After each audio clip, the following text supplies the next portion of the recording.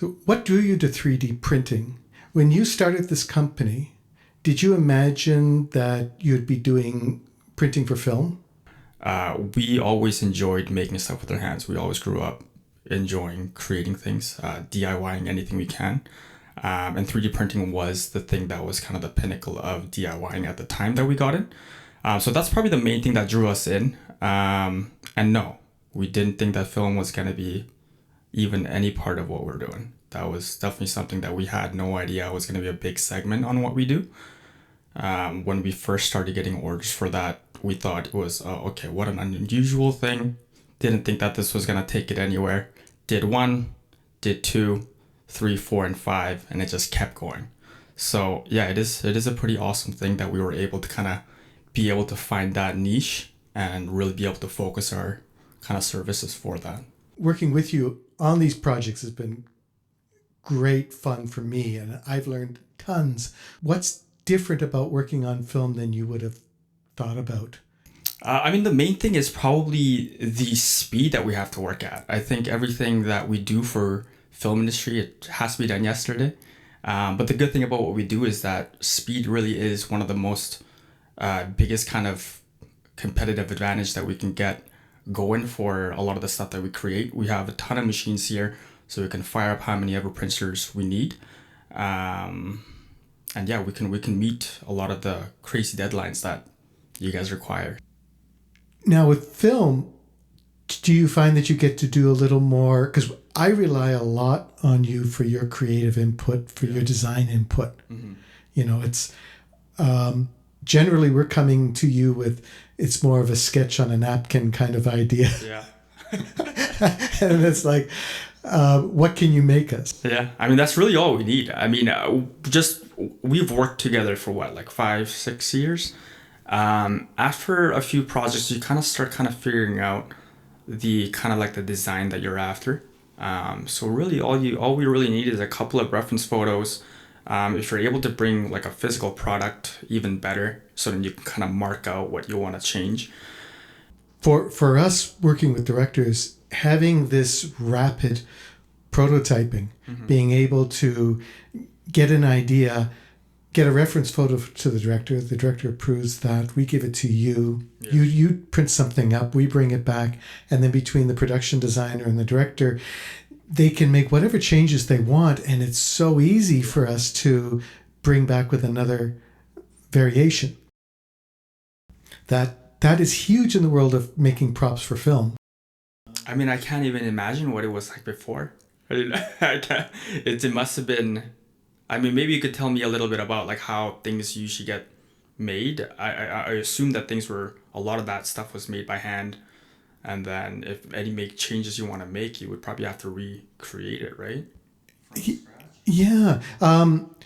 We would, if we were dealing with a prop builder company, we would supply a reference photo just like we do with you. And then they would try to give us a visual representation, more perhaps of a drawing. And the limitations of that was that we don't have a physical 3D object to work from. Right. Because for us and dealing with the actors and the interaction with the prop, yeah. having a 3D physical item mm-hmm.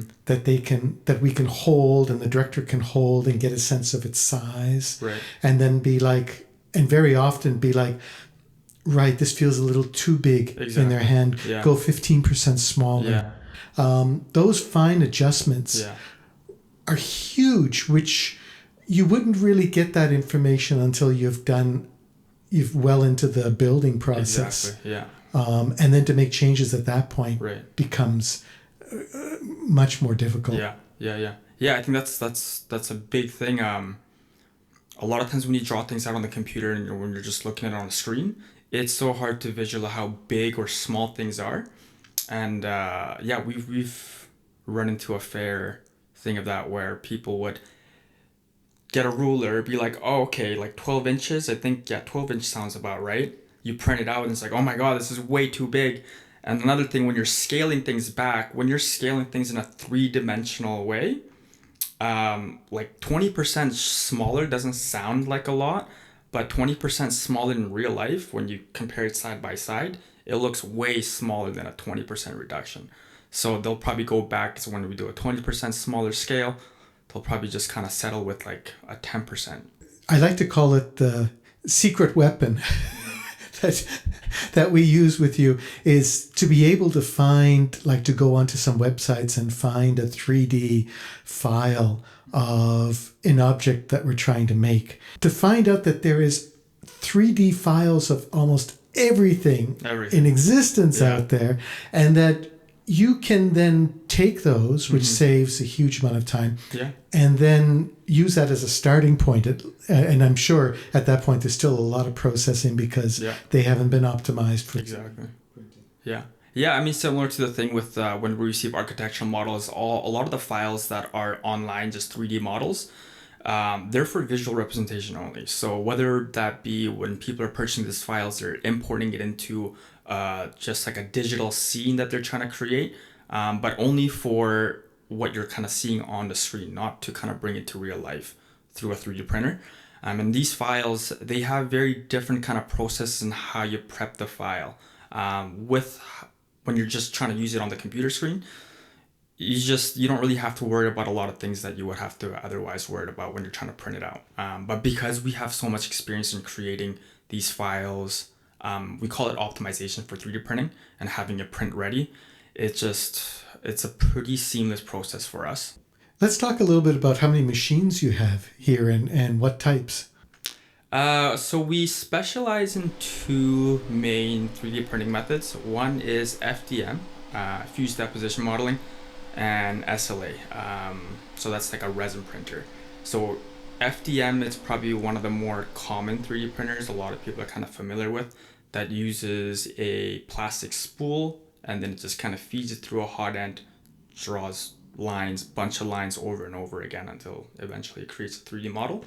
SLA, the resin printer, it's a little bit unique in that the material that it starts off with, it's a liquid, UV kind of activated liquid resin. And then underneath the build plate, it's got a UV laser that cures it layer by layer. Eventually, you'll have a 3D model. Let's talk a little bit about how you started this company and that it's a bit of a family business. You've got your brother, Steve, working with you. Yeah. So yeah, like 2016 is when we started the company. We actually initially started the company as an online-based company. But we always had the intention of getting a retail space or a space where people can kind of come in and get prints done essentially. But we started online first, and right away we actually started getting pretty good traction. So I think that already kind of proved to us that there is demand out there. We just didn't really know what type of market that we'd be serving. Like the types of projects that we're working on now, we would have never imagined in a million years that we would be doing these things. Like we talked a little bit about it earlier, that we thought that we would be printing toys, art pieces, like little trinkets, things like that. I mean, to be honest, I didn't even really know what we would be printing. I just knew that this was the future and this is where things were heading. So we just both jumped at both feet and just saw what we can do out of this. But yeah, I think early on, even when we actually opened our first store, I think you approached us pretty early on, probably like at the end of 2016 when we first started, or maybe beginning of 2017. And then you started getting prints with us almost immediately. So we started kind of seeing a little bit of kind of potential in terms of what type of market that we might be serving down the road. Like I said before, like we didn't think that it was going to be an ongoing thing. I would have never thought that you would be coming back year after year. And that goes the same for a lot of other companies out there too. I mean, I would think the fun part too is just learning about these businesses you didn't know much about. Like before this, did you know much about architecture or film? Or Not at all. Yeah, it's just so interesting because I didn't think that I would be so interested in doing models like this. But that's really where a lot of the fun comes from, especially when I'm building props for film. It's even though the lead times get a little crazy sometimes, that's really where the fun is. And that's really where we kind of get our, like, we're really happy once we print it out. We're like, oh my God, I can't believe we made this. And same thing with architectural models. It's when we're working on a model for how many every years, and then we see it come to life, this 200-300 foot high building, a skyscraper in Vancouver. And it's a whole different feeling that you get. It's fun. It's amazing stuff. To be able to design something from scratch and then build it around a motor or a light, like a mechanical heart, in on a medical show, that to me was a game changer. I mean, we get a lot of help from you guys, right? I mean, I feel like you guys do a lot of the hard thinking. You usually come to us with how you want to approach it. And it's just really my job to make sure that things just fit properly at the end of the day. And it's it does take quite a bit of trial and error. And we've done a lot of prototypes whenever we're working on a very kind of sophisticated build. There's a lot of revisions that we have to make along the way. But it's just awesome working with a team like yours where you can try it out, figure out what needs to be changed, and you come right back to us and it's like, hey, I think if we just kind of tweak this a little bit, this will probably work. And we just change it up in the 3D model and then test it out. It's so much a teamwork, because we first had to learn too all about 3D printing. I mean, enough to know what your limitations and abilities are, so that we could then say, okay, we know this much, and then I can put a proposal to you of, can we approach it this way? And sometimes we understand it enough that we've chosen the right way, and then sometimes you come back to us and say, yes, but yeah, there's a lot of that. There's definitely a lot of that. We have to deal with this issue. And then the same thing for us is, you'll come up with a solution and we'll say, yes, however, there's this aspect of it that we didn't explain to you, that the actor has to run and throw it. So we needed something to be, it's got to be a lot stronger. It's got to be, whatever the limitations are. Yeah. And that's another thing, material wise, we work with so many different types of materials that chances are we're going to be able to find the correct kind of material to use for that application. I remember we worked on a project where, and I guess this goes for a lot of props as well, but safety obviously is a huge factor for a lot of the actors or people that work on set. And we would print stuff that's flexible and not so rigid, in case whatever the application is being used, it's just safer that it's flexible rather than it just being very hard and, you know what I mean, or heavy. So yeah, we can it'll look like it's a rigid part, but very flexible. What were some of the other prints we asked you to do that stand out? That surgical robot was a fun one. I don't know if you remember, you know what I'm talking about, right? Yeah, absolutely. The one with all the arms with the motors in them. That was a really fun one. That was probably the one that really kind of challenged us in terms of like, how are we going to approach this? There's so many moving parts. There's so many parts that need to fit with each other. But yeah, that was really fun. And just because I knew a little bit about the history behind that robot as well, because there's that viral video that went around with that robot kind of cutting into a grape. Oh, the Da Vinci robot. Yeah, exactly. So it was it was an amazing thing to be having to work on. There was another one where we did I forgot exactly what the project was called, but it was like I think it was a brain scanner. It was kind of like a dome shaped thing with a bunch of panels that had to line up with a bunch of perforated holes. That was a fun one as well, because we need to incorporate a lot of moving parts in that as well.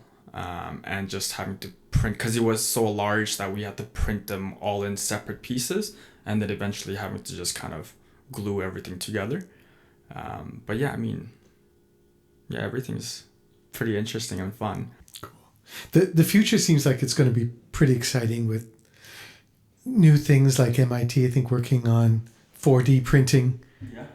Things that change over time. Mm-hmm. So it's not like a static item that's printed, but you take it and then either immerse it in water or add heat to it, and then it changes its shape. Seems like they find new applications for 3D printing or 4D printing for this. It's just a lot of different applications for it. So yeah, there's like they're 3D printing houses nowadays. They're doing mega structures. They're doing a lot of 3D printing. Like NASA's doing a lot of that. I think they're printing stuff in titanium, like it's just insane stuff. And I guess printing in space. I mean, that must I guess I'm sure there's some issues that gravity affects. Yeah, which is, you would think so, but I think I've seen a video where they would flip a 3D printer upside down and it prints fine. So that kind of tells you gravity isn't playing that much of a role in that. I mean, that would obviously work with certain types of printers, like the resin printer. You're not going to be able to flip that thing upside down. It's going to be a disaster. But these spool-based machines, you can pretty much, I think I've even seen some people printing like underwater. I'm sure like that's going to cause some issues with electrical at some point, but it's really interesting. AI now. There's talk about how AI will affect printing, I guess, and being able to ask an AI to print something, or just AI working with the file and maximizing it and coming up with different design solutions. With AI, I know they're working, like a lot of CAD program companies out there, they are working on this, and it's looking pretty promising. But it's just pretty much with 2D images, what it's doing right now with when you just type up prompts and then it would generate a 2D, like an art thing. So they're working on that for 3D models. So you could type things up, you can set dimensions, diameters, lengths, things like that, thicknesses, and then it would generate a 3D model. It's not at the point where it's perfect. Obviously, there's going to be some work involved with that, but it's definitely getting there. And I'm super excited to see where that goes, because I mean, I would love to use that too. If I can just write up a couple of sentences and it just spits out a 3D model, that's going to cut down our time too. So, well, I look forward to working with you on a lot more projects and just coming along on this ride with you of learning what's possible. Yeah, it's endless. Sky's the limit. Thank you. Yeah, thank you.